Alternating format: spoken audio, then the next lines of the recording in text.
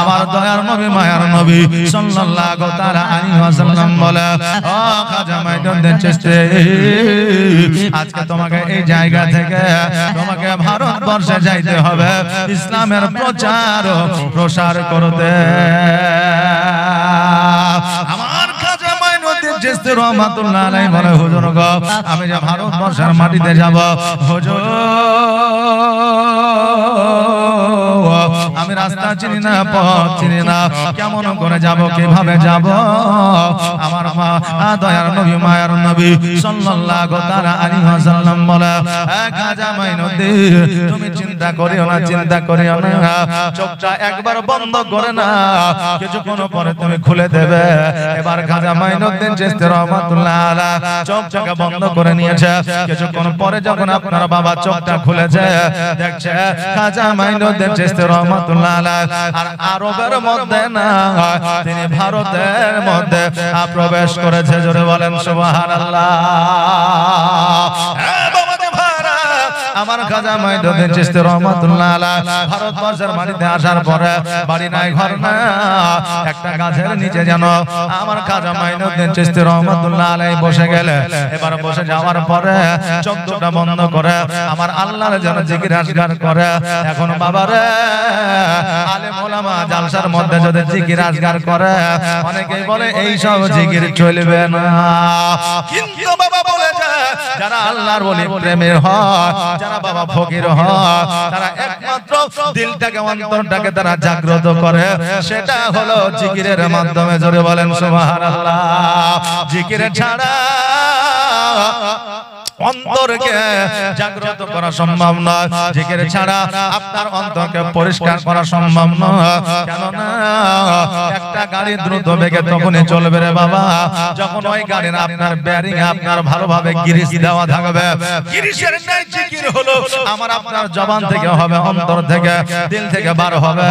ওই জিকির আমার খাজা মাইনুদ্দিন চিশতি রহমাতুল্লাহ আলাইহি উনি যেন গাছের নিচে বসে বসে যেন জপতে আছে, আল্লাহ আল্লাহ জিকির করতে আছে। এমন অবস্থায় বিকেল বেলা ওই সমস্ত রাখাল বাখালেরা ওই গাছের কাছে আসিয়া গরু বাঁধবে বলে আমার খাজা মাইনুদ্দিন চিশতি রহমাতুল্লাহ আলাইহি বলে, ফকির বাবা শোনো রে, এই জায়গাটায় তুমি বসে আছো কারণটা কি? বলে এই জায়গায় আমি বসে আছি, এই জায়গাটা আমি নতুন এসেছি, এই জন্য এই জায়গাটা আমার পছন্দ হয়েছে। রাখালেরা বলল, শোনো, এই জায়গা তোমার নয়, এই জায়গাতে গরুগুলোকে বাঁধা হয়, এই জায়গায় গরু বাঁধা হয়, অতএব এই জায়গায় তোমার থাকা হবে না, তুমি চলে যাও। খাজা মাইনুদ্দিন চিশতি রহমাতুল্লাহ আলাইহি বলে, এই জায়গাতে আমি বসেছি, অতএব এই জায়গাটায় আমার লাগবে, অতএব আমি অন্য কোথাও যাব না। এবার ওই রাখালেরা জোর করে ফকির বলে অবহেলা করে আমার খাজা মাইনুদ্দিন চিশতি রহমাতুল্লাহ আলাইহি ওখান থেকে যেন আপনার উঠায় দেওয়া হলো। আমার খাজা মাইনুদ্দিন চিশতি রহমাতুল্লাহ আলাইহি ওখান থেকে যখন উঠে চলে গেল, ওই জায়গায় যত আপনার গরুগুলোকে বাঁধা হয়েছিল, সকল গরুগুলো যেন একই সঙ্গে মারা গেল। হঠাৎ করে যখন এই রকম ঘটনা ঘটে গেল, রাখালগুলো যেন ভয় পেয়ে গেল। রাজা বলল, রাখালেরা এতগুলো গরু কেমন করে মারা গেল? বলল, হুজুর গো, ওগো আমাদের রাজা, ওগো আমাদের মাথার তাজ, আজকে এতগুলো গরু কোনো রোগে মারা যায় না, কোনো বালা মুসিবতে মারা যায় না। একজন ফকির এসেছিল এই জায়গায়, আর ফকির আসার পরে ওই ফকিরটাকে আমরা উঠায় দিয়েছি, এই জন্য হয়তো ওই ফকির বরদোয়া করেছে বলে গরুগুলো হয়তো মারা গেছে।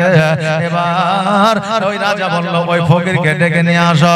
খুঁজে খুঁজে আমার খাজা মাইনুদ্দিন চিশতি রহমাতুল্লাহ আলাইহি যেন আপনার নিয়ে আসা হলো। রাজা বলল, এ ফকির দরবেশ, আজকে তুমি আমার গরুগুলোকে কেন মেরেছো? আমার খাজা মাইনুদ্দিন চিশতি রহমাতুল্লাহ আলাইহি বলে, শোনো, ওই আমি গরুগুলোকে মারি না, ওই জায়গাটা আমি বসেছিলাম বলে তার আশেপাশে যারা ওই জায়গাটায় গিয়ে বসেছে, আমার তাজাল্লা, আমার জালালি মেজাজে তারা জগৎ থেকে বিদায় নিয়েছে। জোরে বলেন সুবহানাল্লাহ। রাজা বলল, বলল শোনো, এতগুলো গরু যখন মারা গেছে আমাদের বড় ভয়ঙ্কর একটা লস হয়ে যাবে। অতএব গরুগুলো যখন তোমার যারা তোমার জন্য যখন মারা গেছে, অতএব গরুগুলোকে তোমাকে জিন্দা করে দিতে হবে। আমার খাজা মাইনুদ্দিন চিশতি রহমাতুল্লাহ আলাইহি বললেন, এই গরুগুলোকে আমি জিন্দা করে দিতে পারে, কিন্তু ওই জায়গাটা আমাকে দিতে হবে। বললো ঠিক আছে, তুমি গরু জিন্দা করে দাও, তোমাকে ওই জায়গাটা দেওয়া হবে। এবার বাবা গরুগুলোকে জিন্দা করে দেওয়া হলো। আমার খাজা মাইনুদ্দিন চিশতি রহমাতুল্লাহ আলাইহিকে ওই জায়গাটা বাবা দিয়ে দেওয়া হলো। কথা হলো একটা, কাজ হলো একটা, মন হলো একটা, ভালোবাসবো তবুও একটা, নাকি বলে ভালোবাসবো তবুও একটা। বাবারে আজকে যারা বলে অলির কোনো ঐতিহ্য না, আজকে যারা বলে অলিদের কোনো অলৌকিক দৃশ্য না, আজকে একজন আল্লাহর ওলি কতগুলো গরুকে আপনার জিন্দা করে দিল, তোমার দ্বারা কি সেটা সম্ভব হবে? জগতের মধ্যে এমন মুনাফিক আছে রে বাবা, আজকে আল্লাহর ওলি তো দূরের কথা, আজকে আমার নবীকেও বলছেন নবীর কোনো ইলমে গায়বের জ্ঞান ছিল না। জোরে বলেন নাউজুবিল্লাহ। এই বলছে কি বলছে না? বলছে নবীর কোনো ইলমে গায়বের জ্ঞান ছিল না, নবীর যোগ্যতা ছিল না, শিক্ষিত ছিল না, এই কথা তারা বলতে আছে। আমি তাদেরকে বলে যা, একজন আল্লাহর ওলির যদি এত ক্ষমতা পাওয়ার হতে পারে, আমার নবীর পাওয়ার কত ছিল, আমার নবীর ক্ষমতা কত ছিল রে বাবা। হ্যাঁ বেরাদানে মিল্লাত ইসলামিয়া খাজা মাইনুদ্দিন চিশতি রহমাতুল্লাহ আলাইহি ওই জায়গাটা আপনার বসে বসে মানুষের রোগবালা যখন ভালো হইতে লাগলো, মানুষ যখন এক এক করে যাইতে আরম্ভ করে দিল, আর ইসলামের প্রচার ও প্রসার শুরু করে দিল, এইভাবে আপনার জীবন যাপন শুরু করলো।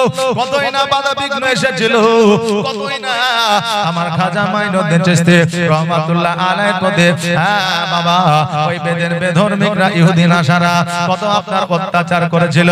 জয়পাল যোগী নামক একজন জাদুকর ছিল, সব যখন পারা গেল না, খাজা মাইনুদ্দিন চিশতি রহমাতুল্লাহ আলাইহিকে যখন জব্দ করা গেল না, তখন চিন্তা করলো সব চাইতে ক্ষমতাশীল একজন ব্যক্তি আছে, যার নাম হলো জয়পাল যোগী, তাকে নিয়ে আসা হোক, জাদুর দ্বারা খাজা মাইনুদ্দিনকে জব্দ করবে। কিন্তু বাবারা লক্ষ্য করে দেখো, এই খাজা মাইনুদ্দিন চিশতি রহমাতুল্লাহ আলাইহি তিনি আল্লাহর নৈকট্য লাভ করেছেন, আর আল্লাহর নৈকট্য লাভ করার পরে উনি যেটা বলেন সেটাই হয়। আরে জয়পাল যোগী এ কাফের হইয়া এ জাদুবিদ্যা শিখেছে। আচ্ছা জাদুবিদ্যা আমার খাজা মাইনুদ্দিনের কাছে কি টিকবে? টিকবে? টিকবে না। হে বাবা কত কৌশল করেছে, চপ্পল আমার খাজা মাইনুদ্দিন চিশতির আপনার চলে গিয়েছে, আপনার ওই জয়পাল যোগীকে মারতে মারতে নিয়ে এসেছে, ক্ষমা চেয়েছে। ওই জয়পাল যোগী আপনার মাথা নত করে আমার খাজা মাইনুদ্দিন চিশতি রহমাতুল্লাহ আলাইহির কাছে আপনার ক্ষমা চেয়েছে। বেরাদা আজকে একজন আল্লাহর ওলির বাদৌলতে আজকে জগতের মধ্যে কালেমার দাওয়াত তুমি পেয়েছো। আজকে কেমন করে তুমি আল্লাহর ওলিকে অস্বীকার করতে পারো? হে বাবাজি ভাইরা, আমার আল্লাহ তাবারাক তাআলা আল কোরআনুল মাজিদের মধ্যে ইরশাদ করেছে, ইয়া আইয়ুহাল্লাযীনা আমানুত্তাঈনু বিস-সাবরি ওয়াস-সালাহ ইন্নাল্লাহা মা'আস সাবিরিন। আমার আল্লাহ তাবারাক তাআলা আল কোরআনুল মাজিদের মধ্যে বললেন, ইয়া আইয়ুহাল্লাযীনা আমানুত্তাকুল্লাহা ওয়া কুনু মা'আস সাদিকিন। আমার আল্লাহ তাবারাক তাআলা বললেন, হে ঈমানদার ব্যক্তিগণ, তোমরা আমাকে দেখে ভয় করো এবং ভয় করার মতো ভয় করো, এবং তুমি সত্যবাদীর সঙ্গ লাভ করো। জোরে বলেন সুবহানাল্লাহ। সত্যবাদীর সঙ্গ লাভ করলে সততার পথ পাওয়া যায়, সত্যবাদীর সঙ্গ লাভ করলে সত্যবাদী হওয়া যায়। সত্যবাদী হইতে গেলে আমার রাসূল পাক সাল্লাল্লাহু তাআলা আলাইহি ওয়াসাল্লামকে আপনার স্বপ্নের মাধ্যমে দেখা যায়, আর আমার নবীজিকে যে একবার স্বপ্নের মাধ্যমে দেখলে তার জন্য জাহান্নামের আগুন হারাম হয়ে যায়। সত্যবাদীর সঙ্গ হইলে সত্য সত্যবাদী হওয়া যায়, কারণ ভালো মানুষের সঙ্গে হলে ভালো মানুষ হওয়া যায়। বাবারে আমার দয়ার নবী মায়ার নবী সাল্লাল্লাহু তাআলা আলাইহি ওয়াসাল্লাম বলে দিয়েছিলেন, আমি যখন থাকবো না আমার পরে 4টা খলিফা থাকবে। খলিফা যখন থাকবে না আমার আওলাদ থাকবে, ইমাম হাসান ও হোসেন থাকবে। ইমাম হাসান ও হোসেন যখন থাকবে না তখন আলে রাসূল থাকবে, ওলি আউলিয়া থাকবে। জিজ্ঞাসা করেছিল, হুজুর এ ওলি আউলিয়া কি? বলে এ ওলি আউলিয়া হলো আল্লাহর দোস্ত, এরা সব জায়গায় যাবে না, সব জায়গায় থাকবে না। যেই জায়গাটা সব চাইতে বেশি খারাপ, যেই জায়গার মানুষ হচ্ছে মুনাফিক বেশি, যেই জায়গার মানুষ আপনার ধর্ম ত্যাগ করে দিয়ে যখন খারাপ পথে তারা পরিচালিত হয় বেশি, তখন আল্লাহ তাবারাক তাআলা একটা করে ওলিকে ওই সমস্ত এলাকায় পাঠাবে মানুষকে সুপথের পথিক বানানোর জন্য। জোরে বলেন সুবহানাল্লাহ। ওই জায়গায় একটা করে আল্লাহ তাবারাক তাআলার ওলি যাইবে। বাবারে এটাই হলো আল্লাহর ওলি। আজকে আমরা আল্লাহর ওলিকে আমরা স্বীকার করি না, যেই ওলির কথা আমার নবী মুস্তাফা সাল্লাল্লাহু তাআলা আলাইহি ওয়াসাল্লাম নিজেই বলে গিয়েছেন। বেরাদা আমার আল্লাহ বললেন সত্যবাদের সঙ্গ লাভ করো। আজকে সত্যবাদের সঙ্গ লাভ করলে জীবন পরিবর্তন হয়।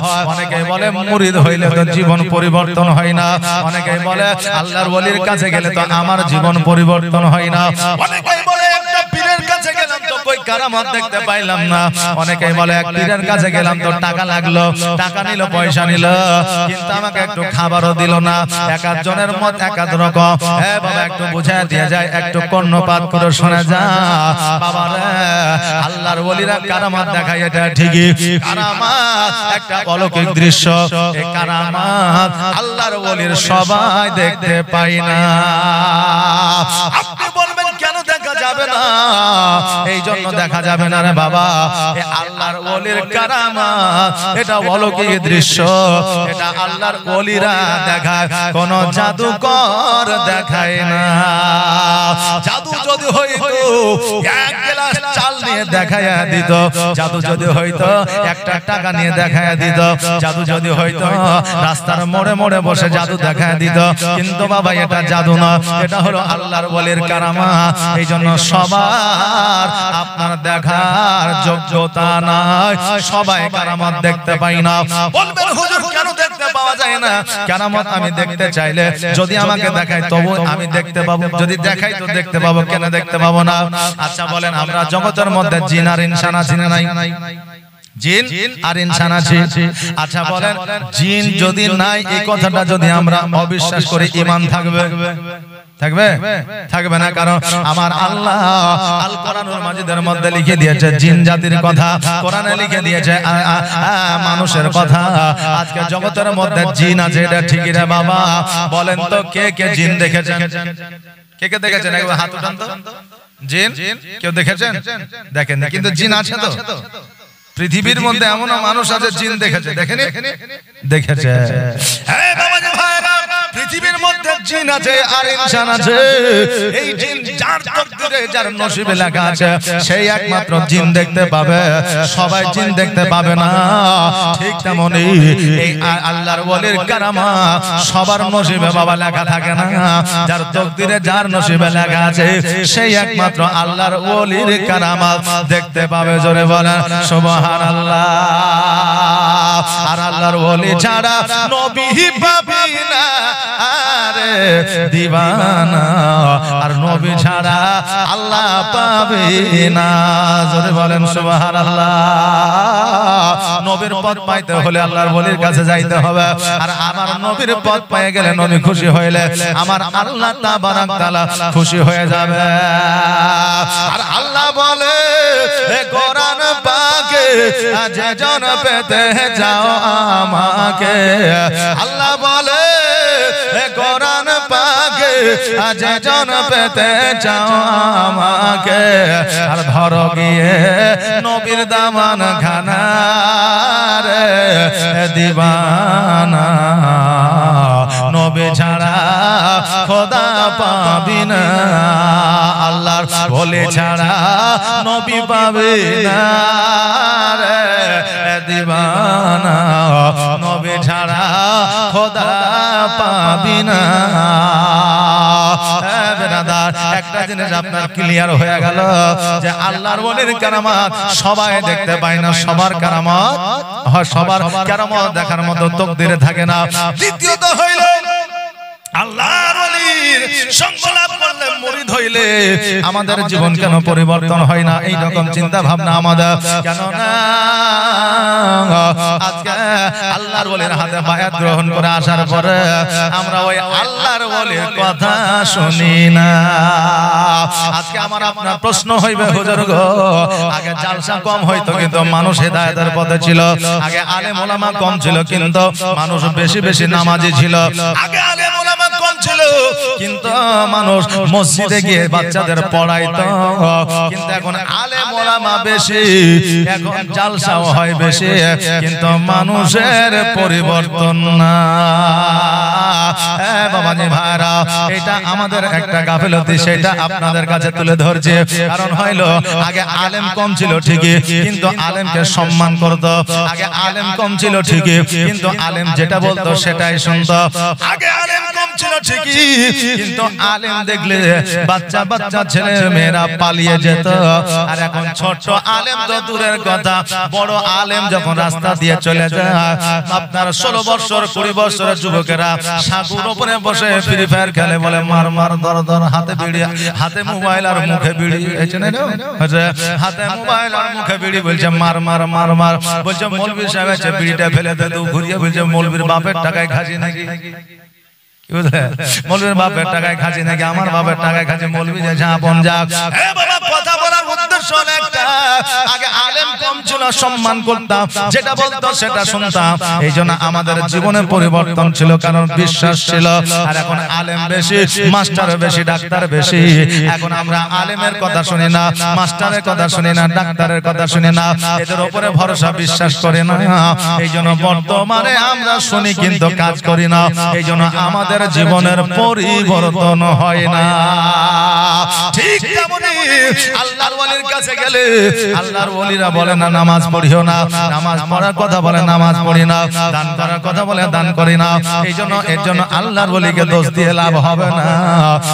কেন না আল্লাহর ওলিরা কোনোদিন বলে না তুমি চুরি করো। সত্যতার পথে যদি থেকে যদি মুরিদ হওয়া যায়, জীবন অবশ্যই পরিবর্তন হবে। একটা ওয়াকিয়া উর্দু কিতাবের মধ্যে এসেছে, হযরত বড় পীর আব্দুল কাদের জিলানী গিলানী রাহমাতুল্লাহ আলাইহির কাছে একজন মুরিদ যাইয়া বলছে, হুজুর গো, আপনার কাছে আমি মুরিদ হতে চাই। আপনার কাছে হুজুর আমি মুরিদ হব। তা আমার বড় পীর আব্দুল কাদের জিলানী বলছেন যে তুমি আমার কাছে মুরিদ হবো, ভালো কথা, মুরিদ হয়ে যাও। তো বলছে হুজুর মুরিদ হব, কিন্তু আমার কয়েকটা শর্ত আছে, যদি মানেন তো আমি আপনার কাছে মুরিদ হব। আচ্ছা বলেন, মুরিদ যার কাছে হবে তাকে বলছে আমার শর্ত যদি মানেন তো মুরিদ হব। আমার মতো আপনার মতো যদি হইতে বলে গেটের বাইরে ফেলতে, ওর শর্ত মানার দরকার নাই, আমার শর্ত মানবে বলতে না, বললেন না।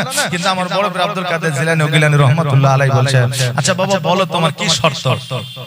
যদি মেনে নেওয়ার মতো হয় অবশ্যই মেনে নেব। ওই লোকটি বলল যে হুজুর মেনে নেওয়ার মতো নয়, এই জন্য তো আপনার কাছে শর্ত রেখেছি। বলে তুমি বলো।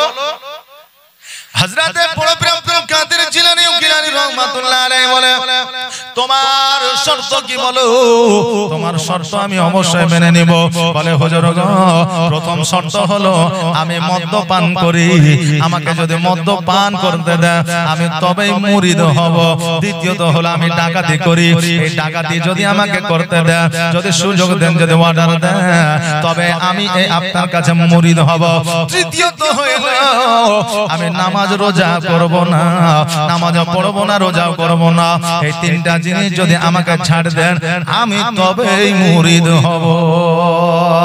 আমার বড় পীর আব্দুল কাদের জিলানী গিলানী রাহমাতুল্লাহ আলাইহি বলে, আমাকে শর্ত কয়টা দিলে? বলে তিনটা। কি কি? বলে নামাজ রোজা করব না, আর দ্বিতীয়ত হলো মদ পান করব, আর ডাকাতি করব। এই তিনটা জিনিস ছাড়ব না। আমার বড় পীর আব্দুল কাদের জিলানী গিলানী রাহমাতুল্লাহ আলাইহি বলে, তুমি আমার কাছে মুরিদ হও, অসুবিধা না।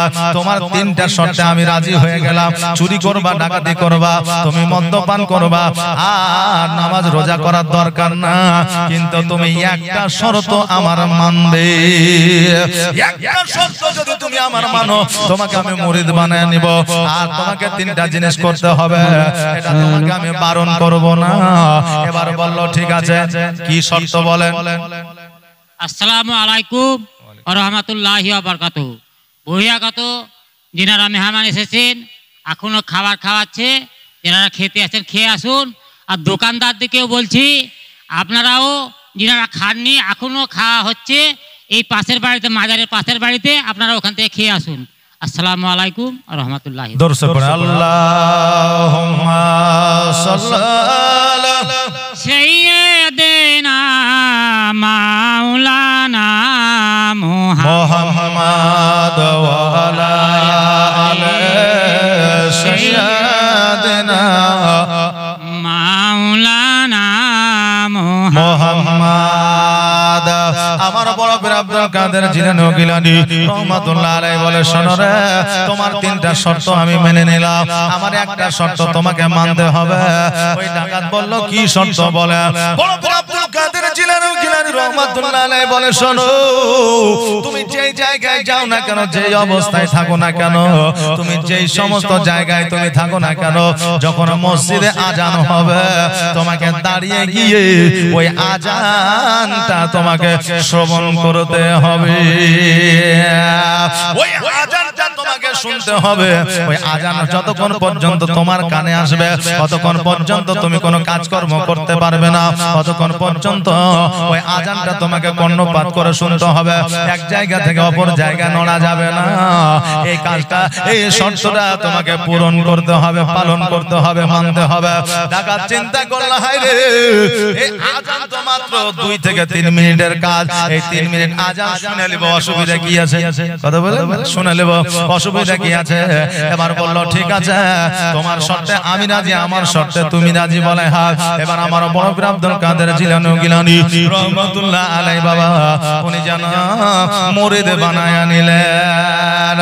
মুরিদ শব্দের অর্থ হলো নিজেকে ফানাফিল্লাহ করে দেওয়া, আত্মসমর্পণ করে দেওয়া আল্লাহর ওয়াস্তে। হে বাবাজি ভাইরা, এবার আমার বড় পীর আব্দুল কাদের জিলানী গিলানী রহমাতুল্লাহ আলাইহির কাছ থেকে বাড়িতে আসলেন।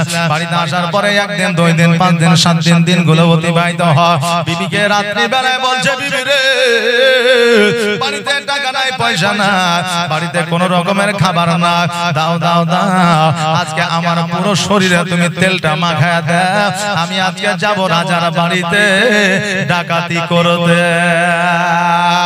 আরে বিবি যেন আপনার তেল মাখায় দিল, আপনার মুখে যেন আপনার কালি লাগায় দিল, যাতে চিনতে না পারে। বাবা, জগতের মধ্যে স্বামীরা 100% গুনার কাজ করলে বিবিরা 70% গুনার কথা স্বামীর জানে। কথাকে বুঝলেন না? 70% জানে। কারণ একজন স্বামীর চরিত্র, স্বামীর আচরণ, স্বামীর ব্যবহার, স্বামীর মনোমানসিকতা একমাত্র বিবির চাইতে বেশি কেউ জানে না। এই জন্য আমার রাসূল আকরাম সাল্লাল্লাহু তাআলা আলাইহি ওয়াসাল্লাম বলেছে, যে স্বামী বিবির কাছে ভালো, আজকে ওই স্বামী কাল কিয়ামতের দিনে আমার আল্লাহ তাবারাক তাআলা তার কবর কে করবে আলো। জোরে বলেন সুবহানাল্লাহ। বিবির কাছে যে স্বামী ভালো, আল্লাহ তার কবরে দিবে আলো।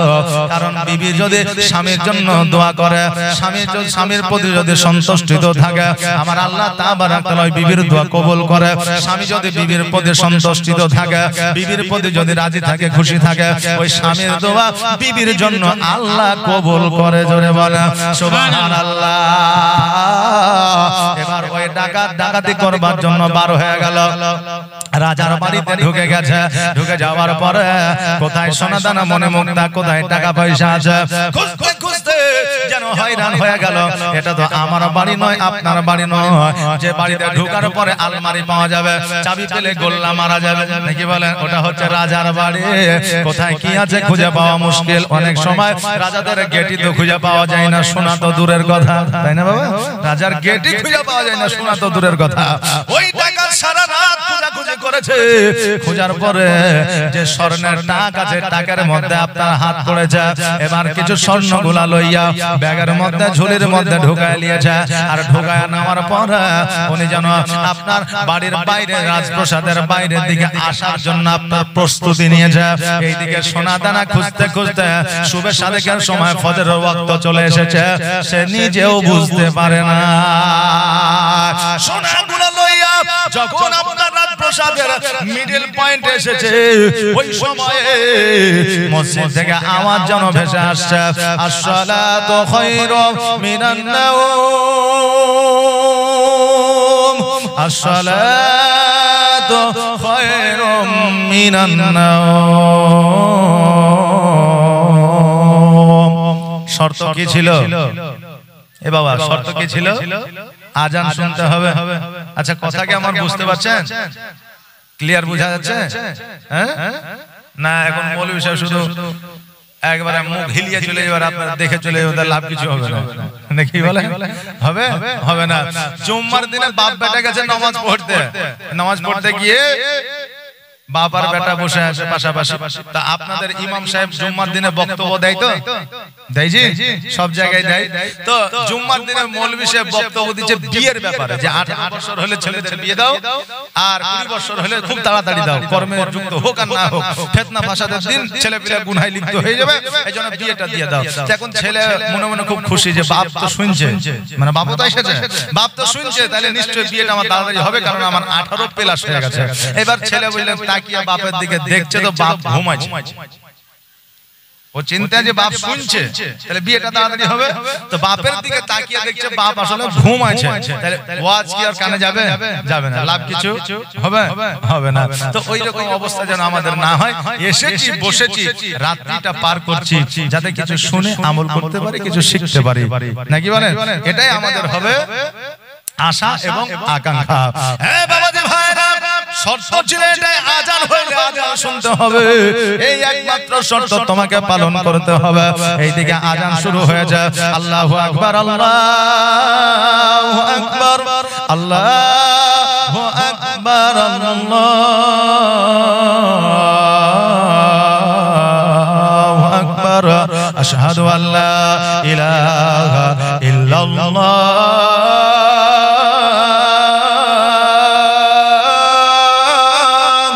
أشهد أن لا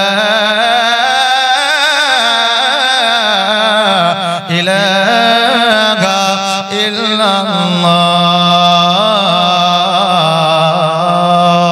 আজান আবার পুরো দেওয়া যাবে না যারা একবার ঘুমিয়ে উঠে নামাজ পড়তে লাগবে ফজর হয়ে চলে সুবহানাল্লাহ হ্যাঁ বাবাজি ভাইরা ওই ডাকাত দাঁড়িয়ে গেছে আজান যেহেতু হচ্ছে রে বাবা এবার আজান যখন সমাপ্ত হয়েছে ব্যাগটা নিয়ে যখন আগের দিকে আগাতে যাবে দেখছে যেন সকলে যাই নামাজে বিছায়া তার পেছনে রাজা প্রজা বসে আছে জোরে বলেন সুবহানাল্লাহ রাজা বলতেছে মেহমান শোনো আজ যখন আজান হয় আমি যখন উঠলাম ওঠার পরে আমি যখন লক্ষ্য করে দেখলাম তোমাকে আমি কোনোদিন দেখি না তুমি নতুন আমার বাড়িতে এসেছো অতএব এই লোকটা কিসের জন্য এসেছে এটা আমার মাথায় যায় না আমি একটা জিনিস লক্ষ্য করলাম ফজরের নামাজ আজানে যখন আমি উঠেছি নতুন মেহমান যখন দেখেছি কারণ মেহমানের দোয়া আমার আল্লাহ পছন্দ করে এইজন্য আমি তোমাকে মেহমান পেয়েছি এইজন্য আমি নিয়ত করেছি মেহমানের পিছনে নামাজটা পড়বো আমি তোমার মধ্যে ভালো একটা গুণ দেখলাম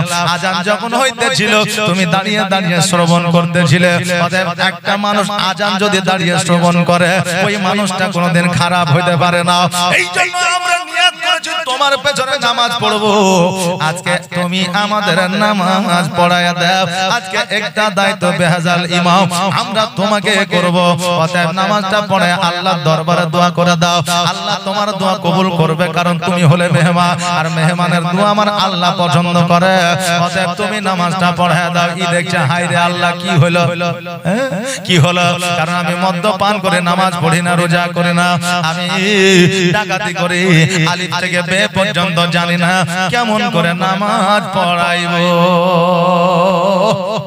নামাজ পড়াতে তো জানি না নামাজ পড়াতে জানি না দূরের কথা আলিফ বা তাসাই জানি না কি করে নামাজ পড়াবো আমি তো ফেসে গেলাম কারণ দেখবেন মৌলবি না হয় মৌলবীর টাইটেল যদি দেওয়া হয় তাহলে তারপরে কিন্তু বুঝলেন ভাষা অটোমেটিক শুরু হয়ে যায়, তাই না?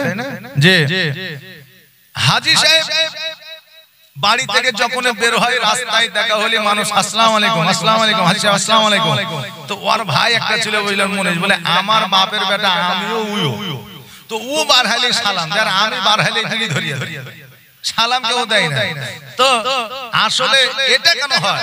তোর বিবি বলছে আর গিন্নি বলছে আচ্ছা তোমার চেহারা দেখালে ওর চেহারা দেখালে, ওর যে একটা হজ আরব থেকে এসেছে ওই যে জুব্বাটা পরে ওটার সম্মান দেয়, ওটা দেখে সালাম দিল, তাই নাকি? পরের দিন বুঝলেন মাগরিবের আগে বিকেল বেলায় জমি থেকে এসে গোসল করে ভাইয়ের জুব্বাটা পিঁধে রাস্তায় সাইকেলে বাড়িয়েছে, যে দেখছে আসসালামু আলাইকুম আসসালামু আলাইকুম জুব্বা পরে আছে। এবার মাগরিবের সময় আজান শুরু হয়েছে, ও তো জানে না যে আজান হলে মসজিদে যাইতে হয়। আজান শুরু হয়েছে, এবং গ্রামের মানুষ হ্যাঁ গো তোমার মুখে দাড়ি আছে, গায়ে জুব্বা আছে, মাথায় টুপি আছে, তুই নামাজ পড়বে না? তো বলছে হ্যাঁ নামাজ পড়বে না কেন, চলো মসজিদে নিয়ে গেছে। যাওয়ার পর দেখছে ব্যতিক্রম ইমামও আসেন। তো ইমাম যখন আসেনি তো লুঙ্গি পিনে আছে, ও পাঞ্জাবি পিনে আছে, তো তুমি জুব্বা পরে আছো, তুমি নামাজটা পড়িয়ে দাও। ও তার বলতে পারছে না যে আমি নামাজ পড়াতে জানি না, ওকে টাইনা হাঁচিড়ে ছিঁড়ে ওকে বললেন যাই না আমাদের তুলে দিয়েছে। এদিকে একামত দিয়েছে, ও মোটামুটি নামাজ না পড়লো একটু একটু জানে, কথা বুঝলেন না, একটু একটু জানে। একামত দিয়েছে, ও যে আল্লাহু আকবার হাত বাঁধেছে, হাত বাঁধার পরে রুকু সিজদায় গেছে, যেমন তেমন করে বললেন কুল আল্লাহ ইখলাস পড়ে। এবার যেমন সিজদায় গেছে, সিজদায় যাওয়ার পরে ও দেখছে ব্যাপার খারাপ, এর পরে তো আমি জানি না, ও উঠে টুক করে কেটে পড়েছে। এখন মুসল্লিরা দেখছে কি ব্যাপার, সিজদায় গেল এখনো উঠছে না, খবর কি ব্যাপার, কোনো কথাই বলে না। একজন টুক করে উঠে লুক করে তাকিয়ে দেখছে, তো দেখছে ইমামই নাই, সব ইমামই তো নাই রে, সিজদায় পড়ে আছে। তাকিয়ে দেখছে আসলে সাচ্চা ইমাম নাই, কোথায় গেল খোঁজ করে অমকর ভাই খোঁজে যায়, দেখছে তো ও সবজি বাজারে সবজি কিনছে। বলে আরে বলে আমি নামাজ পড়াতে যাই, জুব্বা পরে গেলছি, তুই ইমামতি করতে দিবি, আমি নামাজ পড়াতে পারবো? ঠেলে ভরে যায়, আর আমি তো সূরা একটাই জানি, সূরা ইখলাস, প্রথম রাকাতে মেরেছে সূরা ইখলাস, নামাজ হবে না। বাপজি ভাইরা, তো শুধু পদবে নিলেই হবে না, কিছু আপনার জ্ঞান গরিমা থাকতে হবে। মাস্টার পকেটে কলম আছে, এখন আমি যদি মনে করি যে আমিও পকেটে কলম রাখবো, হয়তো দেখতে ভালো লাগবে, হ্যান্ডসাম লাগবে, কিন্তু যখন কোন জমির ব্যাপারে কোনো কিছুর ব্যাপারে একটা ইংরেজি পেপার লেখা হলে হলো এখানে দেখেন তো মাস্টার মশাই বা একটু সই করে দেন, তখনই হালাত দেওয়ার কিছু কাম হবে না। এই জন্য বাবা যে জায়গায় আছে তাকে সেই জায়গায় থাকতে দেন, তাকে সেইভাবে সেই রকম ভাবে সম্মান করে।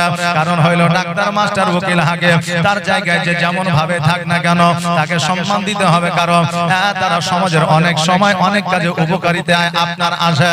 বেরাদা হয়তো কিছু সময় তাদের অ্যাটিটিউড দেখা যায়, কেন অ্যাটিটিউড হবে না, তারা তো যোগ্যতা সম্পন্ন নাকি বলেন, হওয়াটাই স্বাভাবিক। তবে এর জন্য আপনি কোন রকমের তাকে খারাপ মন্তব্যে নিবেন না। কথা বলছিলাম ওই টাকার চিন্তা করে আল্লাহ গো আমি তো জীবনে নামাজ পড়ি না, আলিফ বা তাসা জানি না, কেমন করে নামাজ পড়াবো?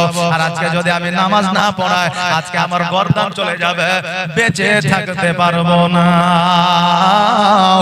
এবার চোখটা বন্ধ করে হায় হায় হায় হায় করতেছে আমার বড় বীর আব্দুল কাদের জিলানী গিলানী রহমাতুল্লাহ আলাইহি গায়বী আওয়াজ দিয়ে বলতেছে, হ্যাঁ আমার মুরিদ শোনো রে, তুমি চিন্তা করিও না, চিন্তা করিও না, এসো আমি তোমার সম্মুখে এসেছি, একবার আমার সিনাতে লেগে যাও, একবার আমার বুকের মধ্যে চলে আসো। আজকে শুধু আলিফ বা তা নয়, আজকে সূরা ফাতিহা থেকে সূরা নাস পর্যন্ত তোমার কলবের মধ্যে ঢুকায় দিব। জোরে বলেন সুবহানাল্লাহ। বড় বীর আব্দুল কাদের জিলানী গিলানী রহমাতুল্লাহ আলাইহি বাবারে বুকের মধ্যে জড়ায় ধরলে আর জড়ায় ধরে ছেড়ে দিয়ে চলে গেলেন। এবার বাবা উনি যখন আপনার মাথায় নিয়ে আসছেন অটোমেটিক বুঝতে পারছেন নামাজ এইভাবে পড়ে, এই সূরা পড়ে, ওই সূরা পড়ে, কোরআন শরীফ সূরা ফাতিহা থেকে সূরা নাস পর্যন্ত পড়ে নিতে পারবো, এই রকম আইডিয়া তার চলে এসেছে। এবার বলল ঠিক আছে একামত দাও। এবার বাবা একামত দেওয়া হলো, নামাজের সূরা পড়লো, নামাজ কমপ্লিট করলো, আল্লাহর দরবারে দোয়া করলো। দোয়া করার পরে ওই ডাকাত বলছে হুজুর গো ও আমাদের রাজা, আমি আসলে মেহমান নয়, আমি আসলে ইমানদার নয়, আমি আসলে নামাজি নয়, আমি আসলে হাফেজ নয়, আমি আসলে আলেম নয়, আমি আসলে একজন ডাকাত। আপনার কাছে এসেছিলাম, আপনার দরবারে এসেছিলাম ডাকাতি করতে। এই দেখেন ব্যাগের মধ্যে সোনা আছে, এই সোনাগুলো আমি ডাকাতি করে নিয়ে পালাইতেছিলাম। আজকে আপনি আমাকে যে কোনো শাস্তি দিতে পারেন, আমি মাথা পেতে নিব, মেনে নিব। রাজা বলল শোনো আজকে তুমি চোর হও ডাকাত হও যাই হোক না কেন আজকে আমার বাড়িতে যেই উদ্দেশ্যে আসো না কেন আমি সেটা মেনে নিব না আজকে যখন একটা দায়িত্ব বেহাজাল ইমাম বলে তোমার পেছনে নামাজ আদায় করেছি অতএব আমি তোমাকে কোনোদিন চোর বলবো না তোমাকে ডাকাত বলবো না আজকে আমি তোমাকে বাদশা মানিয়া বিশ্বাস করিয়া এই স্বর্ণগুলো তোমাকে দিয়া তোমাকে আমি বিদায় দিব জোরে বলেন সুবহানাল্লাহ তোমাকে উপহার দিয়ে তোমাকে বাড়ি থেকে সুসম্মানে আমি পাঠাবো যেহেতু তুমি আমার মেহমান নামাজ আমাকে পড়িয়েছো বেরাদার এবার ওই ডাকাতকে যেন আপনার বাড়ি থেকে সুসম্মানে যেন আপনার বাড়ি থেকে যেন বিদায় করলাম বাবাজি ভাইরা একজন রাজা একবার নামাজ পড়েছে বলে আজকে কত সম্মান দিয়ে তাকে শোনাতে বিদায় করলো আর আজকে আমরা অনেক জায়গায় আছি আপনাদের এখানে হয়তো না অনেক জায়গা আছে ইমামের পেছনে নামাজ পড়লো নামাজ পড়ে বার হয়ে এসে ওই ইমামের নামে গীবত করিল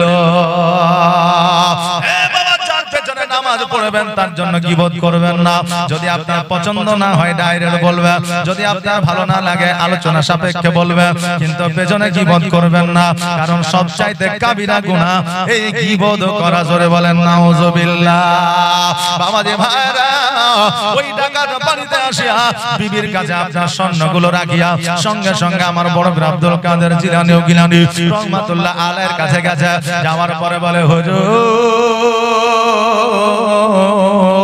আজকে সকালবেলা এরকম অলৌকিক দৃশ্য ঘটে গেছে আমার বড় বীর আব্দুল কাদের জিলানী গিলানী রহমাতুল্লাহ আলাইহি বলে আমার মুরিদ শোনো আজকে তোমাকে বলতে হবে না আমি বড় বীর আব্দুল কাদের জিলানী আমি সব কিছুই জানি আজকে যদি আমার বড় বীর আব্দুল কাদের জিলানী একটা ডাকাতের ব্যাপারে মুরিদের ব্যাপারে যদি জানতে পারে আমার নবীজি ওই সোনার মদিনা থেকে আপনার এই গ্রামের জালসার খবর কি রাখতে পারে না আরে কি পারে না পারে কারণ বাবা না নবীর প্রেমে যারা পাগল হয়ে যায় ওই পাগলের অন্তরের খবর আমার নবী জানতে পেরে যায় যেমনটা জেনেছিল হযরতে ওয়াইস করণীর জোরে বলেন সুবহানাল্লাহ নবীর প্রেমে পাগল হইলে নবীর প্রেমে পাগল হইলে আমার আল্লাহ তাআলা খুশি নবীর দরুদ পড়ো দিবানিশি জোরে বলেন সুবহানাল্লাহ এক আওয়াজ দিয়ে বলেন না সুবহানাল্লাহ নারে তাকবীর নারে रिसालत मसलके आला हज़रत वली अल्लाह का दामन जोर बोले नहीं छोड़ेंगे सुभान अल्लाह এই দেখেন ওলি আল্লাহর মহব্বতে মানুষের ঈমান আমল জজবা আপনার কি বলে জাগ্রত হয়ে যায় কি বলছে কবি বলছে নবীর প্রেমে পাগল হইলে নবীর প্রেমে পাগল হইলে আমার আল্লাহ তাআলা খুশি নবীর দরুদ পড়ো দিবানিশি নবীর দরুদ পড়ো দিবানিশি ও কি নবীর প্রেমে পাগল হইলে আমার আল্লাহ তাআলার দিদার মিলে গো ও কি নবীর প্রেমে পাগল হইলে আমার আল্লাহ তাআলার দিদার মিলে গো থাকো যদি যদ বাহালে থাকো যদি আজদ বাহালে হইয়া প্রেম উদাসী নবীর দরুদ পড়ো দিবানিশি নবীর প্রেমে পাগল হইলে নবীর প্রেমে পাগল হইলে আমার আল্লাহ তাআলা খুশি নবীর দরুদ পড়ো দিবানিশি নবীর দরুদ পড়ো দিবানিশি আমার বড় বীর আব্দুল কাদের জিলানী ও গিলানী রহমাতুল্লাহ আলাইহি বলে শোনো রে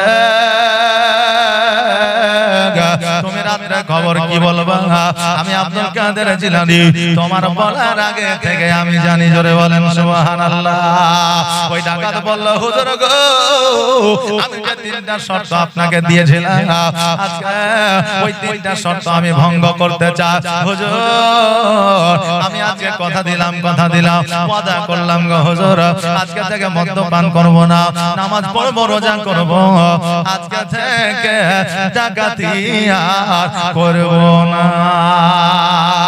আমার বড় কাদের জিলানী গিলানী রহমাতুল্লাহ আলাইহি বলে ডাকাতের শোনো রে আজকে তুমি যখন মুরিদ হওয়ার সময় তিনটা শর্ত দিয়েছিলা ওই সময় যদি তোমার তিনটা শর্ত মেনে না নিতাম তুমি মুরিদ হইতা না তুমি হেদায়েতের পথে আসতা না আল্লাহ তোমাকে হেদায়েত করতো না এই জন্য আমি তোমার তিনটা শর্ত মেনেছিলাম আর একটা শর্ত আমি তোমাকে দিয়েছিলাম আজকে একটা শর্ত তুমি মেনে নিয়েছো বলে আল্লাহ তোমাকে হেদায়েত করেছে জোরে বলে সুবহানাল্লাহ বাবাজি ভাইরা বলার উদ্দেশ্য হলো এটা মনোমানসিকতা যদি ভালো থাকে মুরিদ হইয়া জীবন পরিবর্তন করা যায় এই ডাকাত মদখোর একজন চুরি করনে वाला একজন মদ্যপান করনে वाला একজন বেনামাজি মুরিদ হওয়ার পরে যদি তার জীবনটা ধন্য হয়ে যায় আমরা মুরিদ হইলে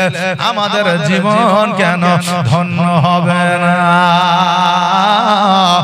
বাবাজি ভাইরা আমার মায়েরা আজকে আল্লাহর ওলি হইতে গেলে কয়েকটা শর্ত আছে এই শর্ত মোতাবেক আমাদের ওলি আমাদের চর্চা হবে ওলি আমাদের ধরতে হবে এখন যাকে তাকে ওলি ধরলে বাবা হবে না এক নম্বর শর্ত হলো তাকে ইলম হাসিল করতে হবে তার মধ্যে জ্ঞান থাকতে হবে তার মধ্যে ইবাদত বান্দেগি শরীয়তের পাবন্দি থাকতে হবে বাবাজি ভাইরা আজকে জ্ঞান না অর্জন করে যদি ওলি হওয়া যায় তো আমার বড় পীর আব্দুল কাদের জিলানী গিলানী রহমাতুল্লাহ আলাইহি মায়ের গর্ভ থেকে ওলি হয়ে এসেছিলেন উনি মাদ্রাসায় পড়তে যাইতেন না কথা ঠিক কি না জ্ঞান যদি দরকার না হইতো জ্ঞান অর্জন না করে যদি আপনার ওলি হওয়া যাইতো ওলি যদি খেলাফত পাওয়া যাইতো তবে বাবা ইলম হাসিল করতো না জ্ঞান অর্জন করতো না আমার বড় পীর আব্দুল কাদের জিলানী গিলানী রহমাতুল্লাহ আলাইহি যখন বাবা 6 বছর বয়স তখন ওনার আব্বা জান জগতে ছিলেন না ওনার আব্বা জানের নাম ছিল হযরত মুসা সলেহ জঙ্গি এই ঘটনা অনেক শুনেছেন নাকি ফলের ঘটনা শুনেন না মানুষের মুখস্থ ঠোঁটস্থ বাবারে ওনার মায়ের নাম ছিল হযরত উম্মুল খায়র মা ফাতেমা ওনার বাড়ি ছিল জিলানী শহরে উনি লেখাপড়া করেছিলেন বাগদাদ শরীফে ওনার আব্দুল কাদের জিলানী শহরে বাড়ি এইজন্য ওনার উপাধি হলো জিলানী আর ওনাকে বাগদাদিও বলা হয় কারণ বাগদাদে পড়াশোনা করেছে ওনার একটা আব্দুল কাদের জিলানী এটা নাম না ওনার বহু নাম জগতের মধ্যে পাওয়া যায় জোরে বলেন সুবহানাল্লাহ।